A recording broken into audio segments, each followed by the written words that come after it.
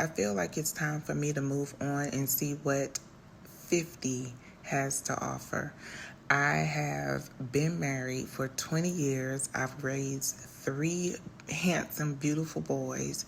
I have 1 amazing, smart, intelligent little grandson that's 3 years old. And I have done my part. And it's time for me to take care of Kim and put Kimberly first. And that's what I intend to do.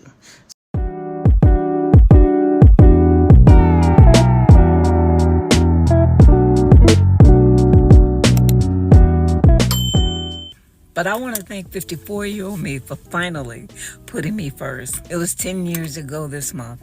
I walked out of divorce court, and within 7 days, the job I had worked so hard for was eliminated. Just like that. No longer a wife, no fancy job to define my success. And in that moment, I had to ask myself, why was this happening? I had asked God to free me from the life that no longer served me. But I never thought that would leave me without the 2 things that had defined me for over 30 years. But I thank God it did. Without that loss, I never would have gained so much in return. Like the courage to write a book, to start multiple businesses. I wouldn't have gained the courage to travel to over 14 countries alone. Wouldn't have discovered parts of me that I thought no longer existed.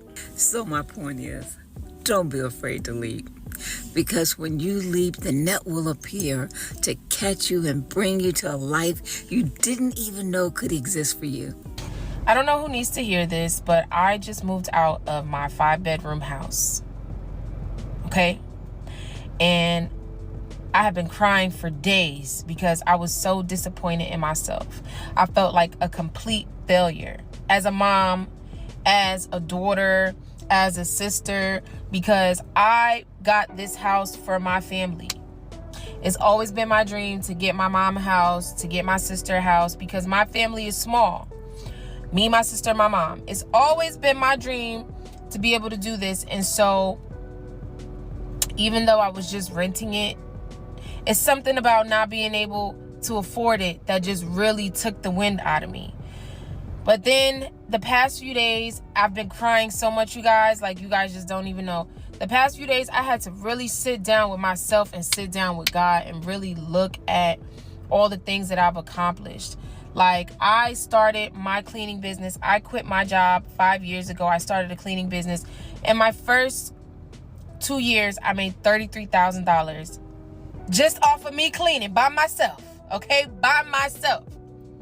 Then I had success on TikTok. I have a community of over 140,000 friends, followers, and I was able to secure almost $146,000 just promoting products on TikTok Shop.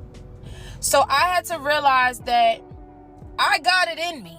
One thing I could do is make some money. One thing I could do is make some money. But I was having a huge pity party because I've just felt like, oh my gosh, like I can't believe that I'm in this space in my life. Like I feel like I'm going backwards. But let me tell you, what is having a luxury item, like a house, a car, all these clothes, designer things, when you can't even afford it? I realized what it means to live above and below your means. And I realized when you're going through things, you literally cannot ask God why. You cannot ask him why. Why is this happening to me? It's happening to you because it is. That's why.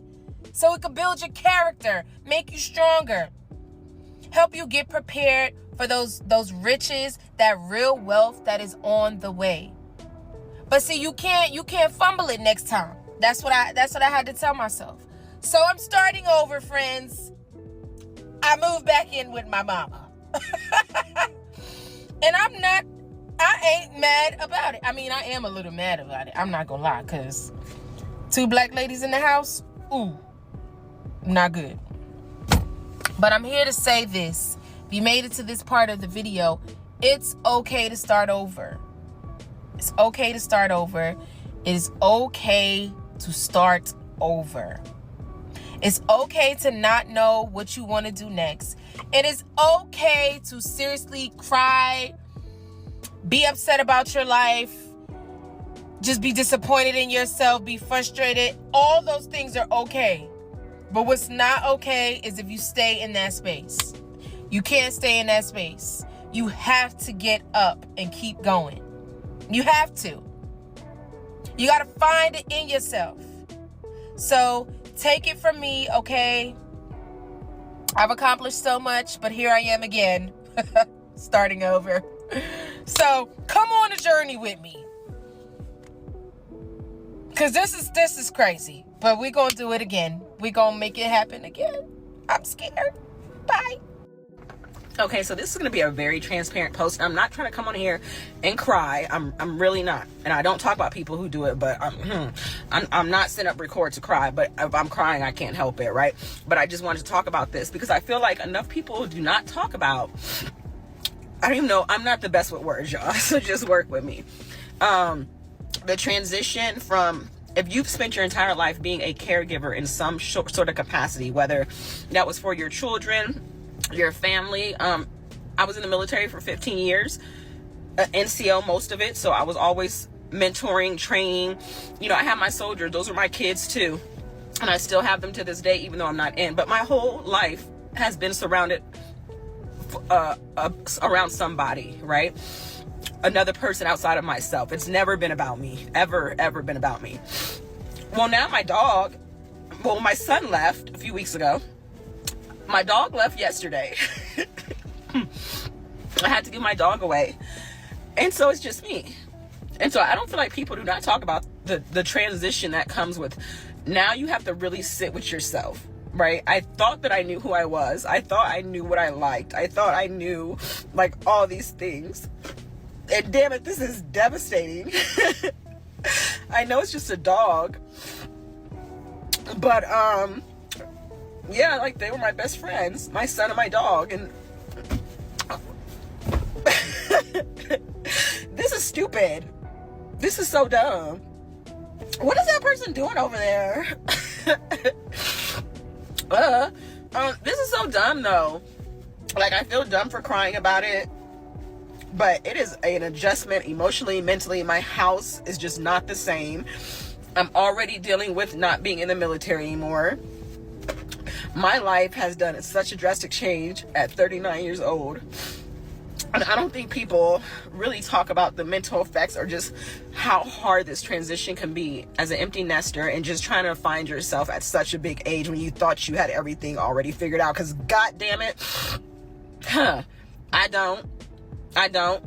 You know, but you still have to keep pushing. You still have responsibilities for yourself. But I am looking forward to being able to focus on myself and, you know, just be about me. But that's new. I don't know how to do that. So I'm learning. So I guess I'll just take you guys on this journey with me, trying to figure out what my life looks like now at 39 years old, as a new empty nester. And yeah, we'll just kind of see where this journey takes us. But if there's anybody else who can relate, follow me, DM me, girl, let's chat. Because send help. For certain, two things for sure. If you're over 40, baby, you're just getting started, okay? It's not a lot out here that I can guarantee, but I can guarantee you that you're just getting started. You know what I mean? If you look at anybody who's reached a level of success, most people just get started at 40. So when you're thinking that you're behind the 8 ball, baby, you're in front of it. You're right where you're supposed to be. Okay, stop telling yourself that you can't pivot, you can't transition, you can't turn around, you can't do something different, you can't start over, rebuild, regroup, reset, whatever it is that you're trying to do, rebrand, reinvent, you can do it. But see, you got to believe that you can. See, if you keep telling yourself that you can't, then you won't.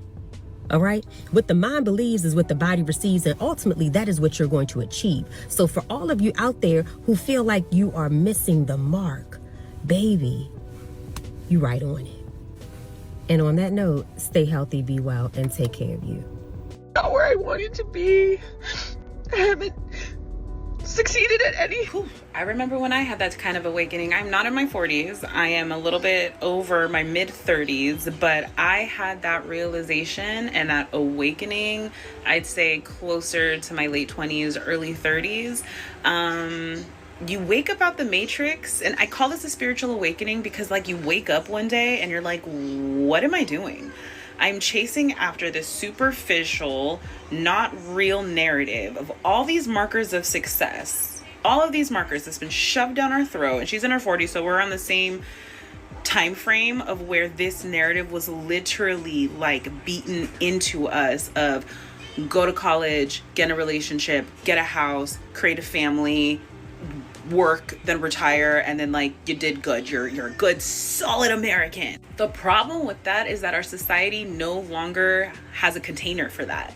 So we're chasing after this checklist. We're chasing after these markers to identify ourselves as successful people when they're no longer attainable. So you have people, millennials mainly, in my generation who are losing their crap and have to redefine what happiness and success means to them. And that's all she needs to do. She's woken up, she's gonna feel anger, she's gonna feel sadness, she's gonna feel all of these icky emotions, but she's gonna have to rebuild her story. So if this is you, you are not a failure. Society has failed us. And now it's our job to take back our narrative and create a life that is meaningful to us, that is not measured by external markers, but by internal validation. That's it. You do. I'm 54 and I'm going to tell you what nobody told me when I was 30 years old, but I wish they would have. You're not behind. You're just exhausted from holding everything up by yourself. You don't have to earn rest. You don't have to apologize for wanting more. And you're not too late. You're just getting started. Stop waiting for permission to change your life. You don't need it. Some people won't make it into your next season, and that's okay. You can change your life radically in 5 years, but it starts with telling yourself the truth now. You can grieve the life you thought you would have and still build something better. God's not done with you. He's about to reroute everything. Take the trip. Leave the man. Wear the damn dress. You're still beautiful. You always were, even when you didn't believe it. Let the friendships fade.